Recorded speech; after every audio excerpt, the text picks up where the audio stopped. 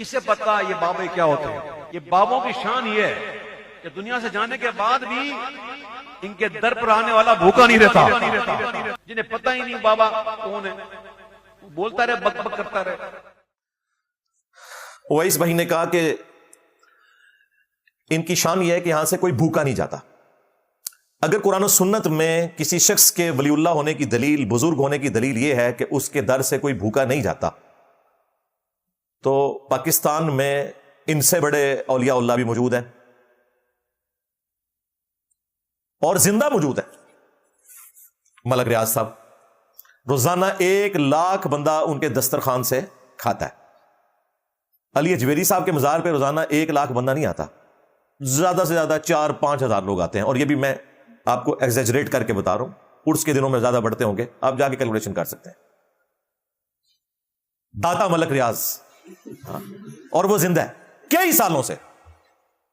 ان سے جو ہمیں باقی اختلافات ہیں وہ اپنی جگہ، لیکن یہ ان کی ایک اچھی چیز ہے کہ انہوں نے ایک چیریٹی کا سلسلہ شروع کیا ہوا ہے. تو انہیں کیوں نہیں داتا مان لیتے ہیں؟ کیونکہ دلیل تو آپ کی یہ ہے کہ لاکھوں لوگ کھا رہے ہیں، تو لاکھوں تو وہیں سے کھا رہے ہیں بھائی. آپ کے درباروں پہ تو ہزاروں کھاتے ہیں، یہاں روزانہ 1,00,000 بندہ دسترخوان سے کھا رہا ہے. پھر بابا گرو نانک، اس کے مزار کے اوپر بھی لنگر جاری ہے. تو کیا یہ ان کی بزرگی کی دلیل ہوگا؟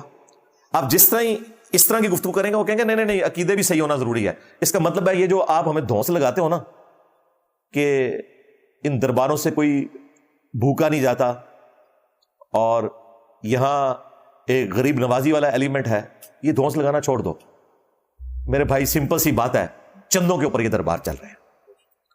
آج آپ ان کے چندے بند کر دیں، آپ کو کوئی صفائی کرنے والا بھی وہاں نہیں ملے گا. اور ان درباروں کا وہی حال ہوگا جو سندھ کے اندر، اندرون سندھ میں مساجد کا ہے. کئی مسجدیں ایسی ہیں، تبلیغی جماعت والوں نے اپنی کارگزاری میں خود سنایا کہ ان مساجد میں جب ہم گئے ہیں تو کئی جگہ کتوں کے بچے ہمیں نظر آئے ہیں.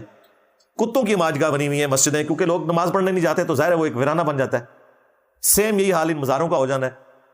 آپ کو صفائی کے لیے کوئی بندہ نظر نہیں آئے گا، کتے پھرتے نظر آئیں گے. ایک ریالٹی ہے، اسے کوئی گستاخی نہ سمجھے، ایک ریالٹی ہے. جب مسجدوں کے ساتھ یہ ہو رہا ہے تو دربار تو چاہیے کوئی نہیں. ظاہر ہے دنیا کو اللہ نے اسباب کے ساتھ جوڑا ہے.